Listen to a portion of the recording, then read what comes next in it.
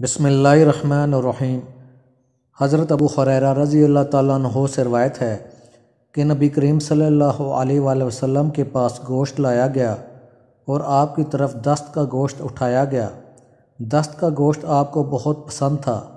آپ نے نوچ نوچ کر اس کو کھایا، پھر فرمایا، قیامت کے دن جس وقت لوگ رب العالمین کے سامنے کھڑے ہوں گے، میں سب لوگوں کا سردار ہوں گا۔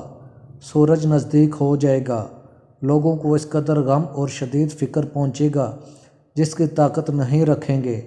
لوگ کہیں گے، تم کسی ایسے شخص کو نہیں دیکھتے جو تمہارے لیے تمہارے رب کے ہاں سفارش کرے۔ وہ آدم کے پاس آئیں گے۔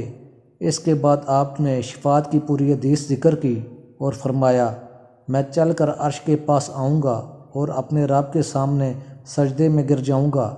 پھر اللہ تعالیٰ میرے دل میں اپنی ذات کے لیے حسن و ثناء اور تعریفوں کے ایسے ایسے الفاظ الہام کرے گا کسی پر مجھ سے پہلے نہیں کھولے۔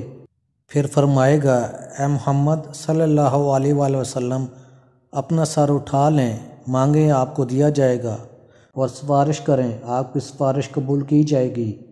میں اپنا سر اٹھاؤں گا، میں کہوں گا، اے میرے رب میری امت کو بخش دے، اے میرے رب میری امت کو معاف کر دے۔ کہا جائے گا، اے محمد صلی اللہ علیہ وآلہ وسلم، اپنی امت میں سے ان لوگوں کو جن پر حساب نہیں ہے جنت کے دائیں دروازے سے جنت میں داخل کر دیں، اور یہ لوگ دوسرے لوگوں کے ساتھ دوسرے دروازوں میں بھی شریک ہیں۔ پھر آپ صلی اللہ علیہ وآلہ وسلم نے فرمایا، اس ذات کی قسم جس کے قبضے میں میری جان ہے، جنت کے دروازے کے دونوں کواڑوں کے درمیان اس قدر فاصلہ ہے جس قدر مکہ اور حجر کے درمیان ہے۔